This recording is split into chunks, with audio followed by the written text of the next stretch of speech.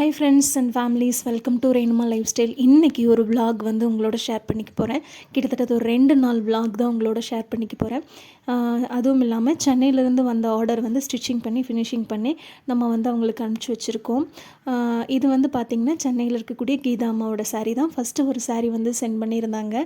Stitch பண்ணி அவங்க போட்டு பார்த்ததுக்கப்புறம் பாப்பா கல்யாணத்துக்காக அவங்க வந்து மோர் தென் ஒரு 10 சாரீஸ் வந்து அனுப்பிச்சி வச்சுருந்தாங்க. அதில் 2 ஆரி ஒர்க் ப்ளவுஸ் முகூர்த்தத்துக்கு கட்டிக்கிற மாதிரியும் கொடுத்துருந்தாங்க.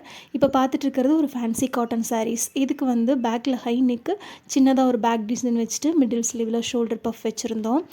இதனுடைய பிக்சர்ஸ் எல்லாமே வந்து நான் வந்து இன்ஸ்டாகிராம் பேஜில் வந்து போஸ்ட் பண்ணியிருக்கேன். கண்டிப்பாக பாருங்கள். கிட்டத்தட்ட ஒரு 5 சாரீஸ் வந்து பிரிச்சுக்கிட்டேன். பைப்பிங் ப்ளவுஸஸ் தனியாகவும், கொஞ்சம் டிசைன் ப்ளவுஸ் தனியாகவும், ஆரி ஒர்க் ப்ளவுஸ் முதலே அம்மா சொன்னதுனால அதுக்கு தகுந்த மாதிரி பிளான் பண்ணியிருந்தோம். இது பாருங்கள், சாரியில் அப்படியே ரன்னிங்காக வர ப்ளவுஸ். இதுக்கு நான் வந்து சாரீ கலரில் த்ரெட் பைப்பிங் வந்து நான் கொடுத்துருந்தேன். த்ரெட் பைப்பிங் எப்படி வைக்கிறீங்கன்னு நிறையா வீடியோஸ் போட்டுட்டேன் நான். இருந்தாலும் இனிமேல் இன்விசிபிள் பைப்பிங் வந்து கேட்டுட்டு இருக்கீங்க. இந்த சாரீ பார்த்திங்கன்னா நார்மல் ஒரு லைட் வெயிட்டட் காட்டன் சாரீ மாதிரி. இதுக்குமே ரன்னிங் ப்ளவுஸ் தான், அது நார்மலாக ஸ்டிச் பண்ணியிருந்தோம். இது க்ரீன் ப்ளவுஸு. நான் என்ன பண்ணியிருந்தேன்னா, இதோட ப்ளவுஸ் வந்து ரொம்ப கிராஸ் வருது அப்படிங்கிறதுனால அம்மா கிட்ட சொல்லியிருந்தேன்.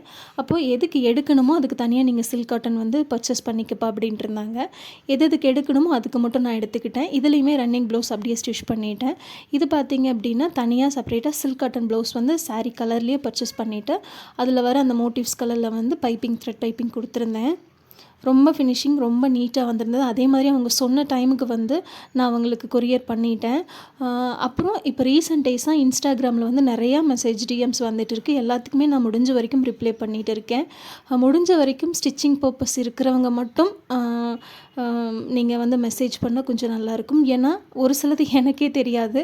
அதை பற்றி டீட்டெயில்ஸ் எல்லாம் கேட்கும்போது அதுக்கு பதில் சொல்லிகிட்டு இருக்கிறதுக்கு நிஜமாகவே நேரம் பத்தலை.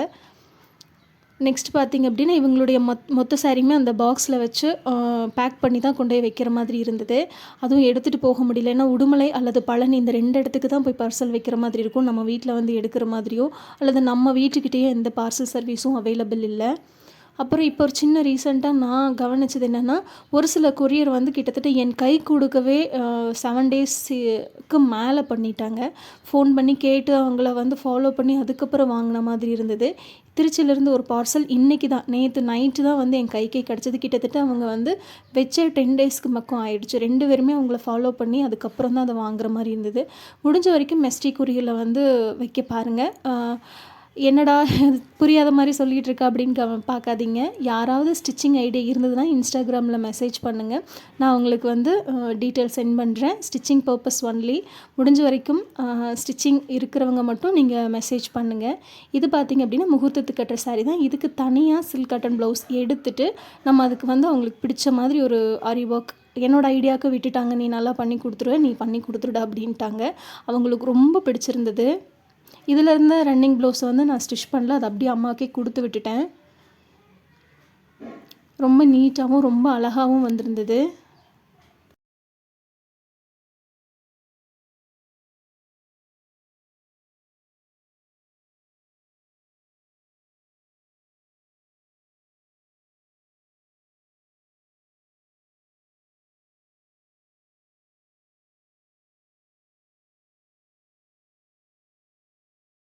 இந்த சாரீ இருக்கு இல்லையா, இதுக்கு அம்மா வந்து ப்ளவுஸ் தனியாக எடுத்து கொடுத்துருந்தாங்க. அந்த மேலே இருக்க கலர் தான். சாரீ ப்ளவுஸும் ரொம்ப பெருசாக இருந்ததுனால அதை நான் என்ன பண்ணேன், பேக்கில் ஏதாவது ஒரு பேட்டர்ன் வைக்கலாம், ஸ்லீவுக்கு ஒரு பேட்டர்ன் வைக்கலான்னு அம்மா எடுத்து கொடுத்த ப்ளவுஸையும் ப்ளஸ் வந்து சாரீ ஃபேப்ரிக் இருக்கு இல்லையா, அந்த ப்ளவுஸ் ஃபேப்ரிக் அதையும் மிக்ஸ் மேட்ச் பண்ணி அம்மா கேட்டிருந்த மாதிரி ஒரு பேட்டர்ன் வந்து அவங்களுக்கு ஸ்டிச் பண்ணி கொடுத்துருந்தேன். ஒரு 4-5 சாரீ ஹை நெக்காகவும் ஒரு 5-6 சாரீ பைப்பிங்காகவும் 2 ஆரி ஒர்க் ரொம்ப நீட்டாக வந்திருந்தது. பாருங்கள், இது வந்து சாரீ ப்ளவுஸே தான் ஸ்டிச் பண்ணோம். ஏன்னா இந்த சாரீ ப்ளவுஸில் வந்து ஆல்ரெடி அதில் இருந்த ஃப்ளவர் மேலேயே த்ரெட் ஒர்க் பண்ணியிருந்தாங்க. நான் சாரியோட கார்னரில் அந்த ரெட் கலரில் ஒரு லைன் வந்திருக்கு இல்லையா, அதுக்கு தகுந்த மாதிரி ஒரு த்ரெட் பைப்பிங் மட்டும் இன்வெசிபிளாக வந்து ஸ்லீவுக்கும் நெக்குக்கும் கொடுத்துருந்தேன். ரொம்ப நீட்டாக வந்திருந்தது. நெக்ஸ்ட்டு பார்த்தீங்கன்னா, ஒரு லாவெண்டர் கலர் சாரீ தான் ரொம்ப அழகா இருந்தது இந்த சாரீ. இதுக்கு வந்து இந்த மாரி கிராஸில் வந்து லைன் வர மாதிரி வந்து ஒரு ப்ளவுஸ் குடுத்துருந்தாங்க. ஹை நெக்கில ஒரு ட்ராப் ஷேப் வச்சுட்டு, ஒரு மிடில் ஸ்லீவ்ல ஷோல்டர் பஃப் வச்சுருந்தேன். ரொம்ப அழகா இருந்தது. இந்த ப்ளவுஸை ஃபினிஷ் பண்ணி அம்மாவுக்கு வச்சு விடும் பொழுது. இதெல்லாம் கொஞ்சம் கொஞ்சம் ஒரு ரேட் அதிகமாக இருக்கக்கூடிய சாரீஸு. இது பார்த்தீங்க அப்படின்னா, சாரியும் ப்ளவுஸும் சேம் கலர்லேயே வரும். அதுக்கு நான் என்ன பண்ணியிருந்தேன், பார்டரை ஹைலைட் பண்ணுற மாதிரி ஸ்கெலப் கையில் குடுத்துருந்தேன். ரொம்ப அழகா இருந்தது. அம்மா வந்து நான் ஸ்கேலப் போட்டதில்ல, ஃபஸ்ட் டைம் போடுறேன் அப்படின்ட்டுருந்தாங்க. நல்லா இருக்குமா, டீசெண்டாக இருக்கும். மிடில் ஸ்லீவ், லாங் ஸ்லீவுக்கு வந்து ஸ்கேலப் கொடுக்கும்போது ரொம்பவே அழகாக இருக்கும் வியர் பண்ணுறதுக்கு.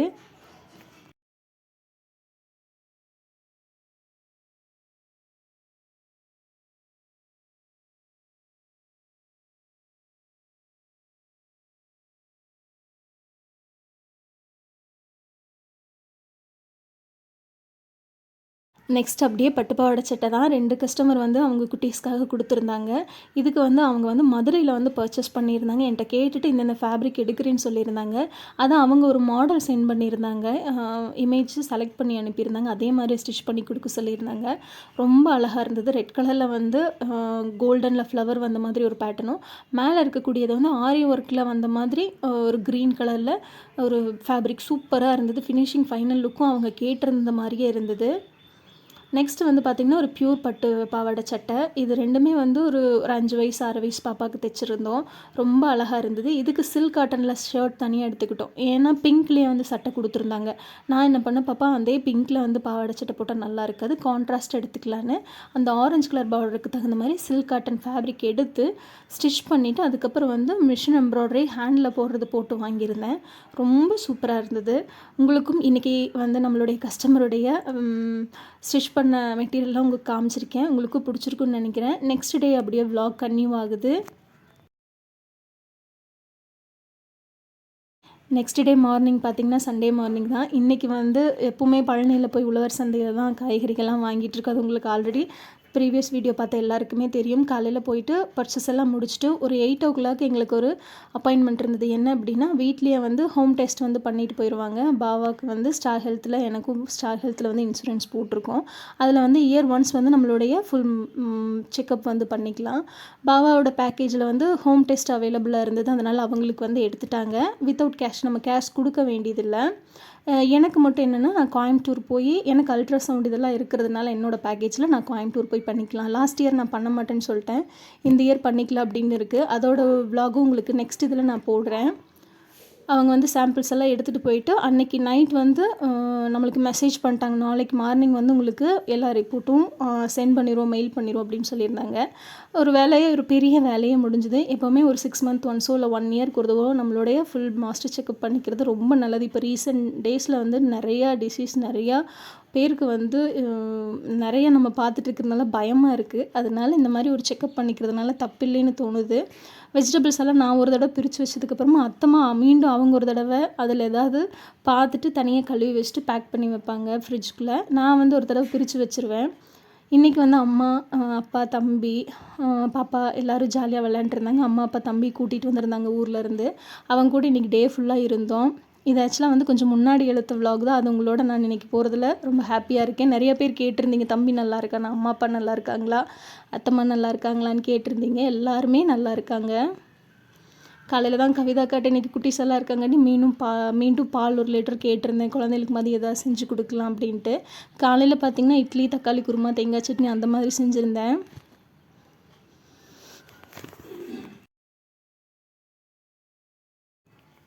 இன்றைக்கி காலையில் அம்மாட்ட கேட்டிருந்தேன், அம்மா பூரி இல்லாட்டி வேறு ஏதாவது செய்யட்டா அப்படின்னு கேட்டிருந்தேன். அம்மா இருந்துட்டு, இல்லை சாமி மதியம் நான்வெஜ் செய்கிறதுனால காலையில் சிம்பிளாகவே செய் அப்படின்னு சொல்லியிருந்தாங்க. அதனால் குட்டி தம்பியை பாப்பாவையெல்லாம் கேட்டால் இட்லி ஓகேன்னு சொன்னாங்க. அதனால் காலையில் இட்லி, தேங்காய் சட்னி, குருமா வச்சுருந்தேன். அவங்களுக்கு எல்லாத்துக்குமே ரொம்ப பிடிச்சிருந்தது, ரொம்ப டேஸ்ட்டாக. முக்கியமாக நான் காரம் ரொம்ப சாப்பிடுவேன், குட்டி சாப்பிட்றதில்ல அப்படிங்கிறதுனால அவங்களுக்கு ரொம்ப காரம் கம்மியாக போட்டு தான் குருமா வச்சுருந்தேன். ரொம்ப நல்லா இருந்தது. காலையில் திருப்தியாக எல்லாருமே சாப்பிட்டாங்க.